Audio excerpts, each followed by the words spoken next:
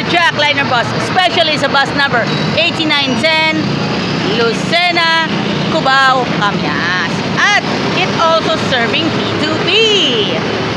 Kaya nga, kung ako sa inyo, happy Sabat sa ating lahat for Jackliner bus 8910, Lucena, Cubao, Camyas, at saktong-sakto sa inyong pagluwas. At kung kayo po ay manonood lang ng live studio audience sa GMA Network, also as well sa TV5 at maging sa mga basketball games sa Sport Araneta Coliseum at Phil Sports Arena. Ito ang tamang-tama para sa inyong lahat. This is Jackliner bus 8910, Lucena, Cubao, Camyas, featuring Marvin Malyari.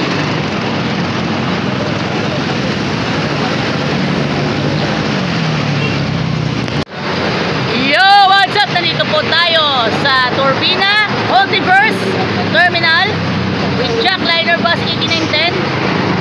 At may bagong tuklas na naman po tayo sa katauhan ni Marvin Malyari. Sit back, relax, and enjoy. Happy Sabat! Kajak, happy Sabat po sa inyong lahat. At dito po tayo sa bus number 8910, Jackliner bus with Ricky Villacruz. Parang ika nga, ang lookalike ni Ricky Villacruz ay si JP Soriano ng GMA Integrated News. Kasama niya si Marvin Malyari, straight from bus number 188. At kaka-award niya ng first placer, top 1 bus conductor para sa taong 2024. Pinagharian niya ang bus number 188 bago mapunta sa bus number 8910. Do you know, bus number 8910, kung saan sumikat si Kuya Ryan Dinglasan and John P.J. Guevara. For more of this, stay stuck, vlog tayo here at Alagang Jack. For more, vlog for more dito sa Alagang Jack. Happy Sabat sa ating lahat. May you have blessed Sabat to all. Hello everyone! Ako po si Joy Ann Montilla and welcome to Hashtag Alagang Jack All Access. Sa pagkakataon nito ay sulyapan natin ang Jackliner bus body number 8910 sa pamamagitan ni Ricky Villacruz and Marvin Malyari. Alam naman natin si Marvin Malyari at si Ricky Villacruz mula po sa magkaibang unit kung saan sila nag-strive and to success. Mga kaibigan, pag-aralin po natin ang leksyon sa paaralang Sabado, una at ikalawang trimestre ng taon 2025. Ang pundasyong Genesis, isa sa mga susing suliranin sa makabagong mga interpretasyon mula sa prophecy ng Bible. Katulad ng Apokalipsis, ay nabibigo silang kilalanin at ang mga ugat ng Apokalipsis sa matandang kapanahunan. Inaangkin ang mga may akda ang kaalaman tungkol sa lumang tipan at gumagamit ng mga konsepto na batid ng kanyang mga mambabasa. Samantalang nakakatulong ang pagsasaliksik ng buong Biblia para sa talatang kawig ng talatang pinag-aralan mo sa Apokalipsis. Mayroon ding mga pangunahing mga talata na nakapaghanda para sa mas mabuting pagkakaunawan ng aklat kaysa sa ibang mga talata.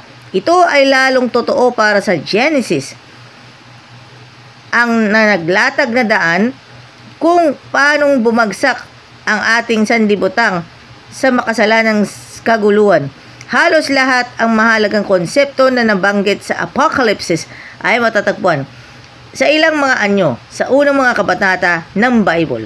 Sa linggong ito, ang ating pag-aralan ang ilang mga mahalagang konsepto na nasa puso ng Apokalipsis. Marami nito kaya pinipili lamang tayo ng ilan upang may larawan ang pinakamahalagang punto na may ang pag-unawa sa mga saligan sa matatandang kapanahunan na nasa likod ng Apokalipsis ay nakakatulong sa mga mag-aaral makita ang hindi mabilang ng katangian sa talata na ang bawat isa maaring makapagbibigay ng mahalagang aral tungkol sa likas ng tao, ng Diyos, at ang tunggalian na nagaganap sa ating sansinukob at sa ating mga buhay din. It for the second lesson for the second trimester para sa leksyon sa paaralang Sabado. Don't forget, may mga reminders po tayo mga kaibigan. Dito po sa Jack Liner Group, mababait, masisigla, masisipag na drivers and conductors.